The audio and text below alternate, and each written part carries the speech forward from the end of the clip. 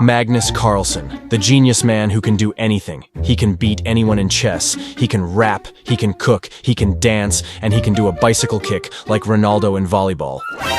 Okay, maybe not that one, but he is the GOAT. And can he beat his biggest rivalry, especially in Blitz and Bullet, Hikaru Nakamura after being late for the match? This is a 3-minute blitz game and Magnus is down 30 seconds. Magnus has to play. Best moves quickly, let's watch. Hikaru starts with d4 and Magnus replies with d5. Hikaru moves knight guarding the pawn and Magnus does the same. Then Hikaru plays bishop g5, attacking the knight, and Magnus plays knight to e4 counter attacking the bishop. Hikaru moves the bishop back and Magnus pushes the c-pawn before develop the other knight.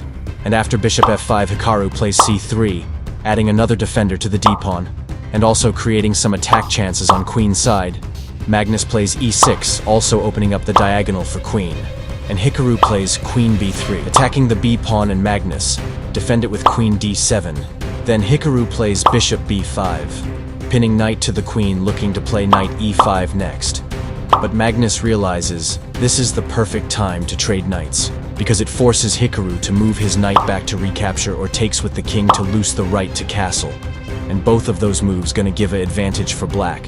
So Hikaru decides to capture with the king, and Magnus plays f6, stopping the move knight a5, then Hikaru plays queen a4, stopping the move a6 if you are wondering how that pawn is now pinned to the rook, so it cannot take the bishop after a6. That's why Magnus moves his rook away. Now Hikaru takes the c-pawn, because if he doesn't, Magnus will play c4 and bishop f3, which looks absolutely deadly for white.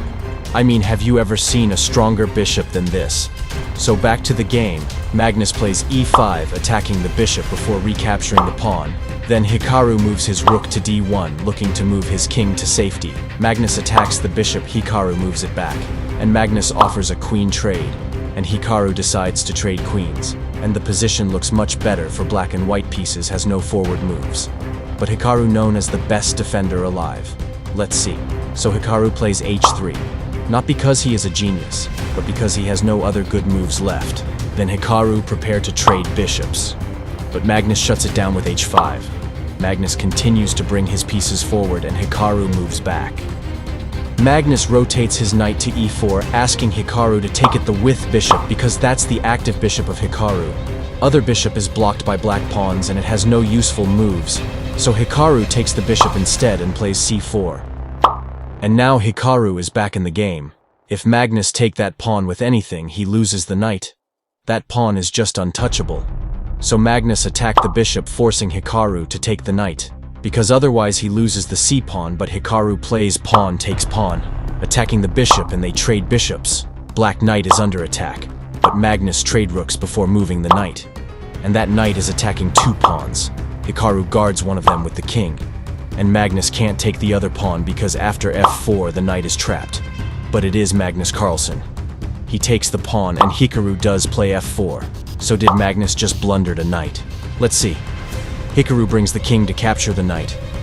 Magnus tries to stop it with the rook, but bishop blocks the rook, and Magnus moves the rook to g4, trying to attack bishop with the pawn before Hikaru gets to the knight.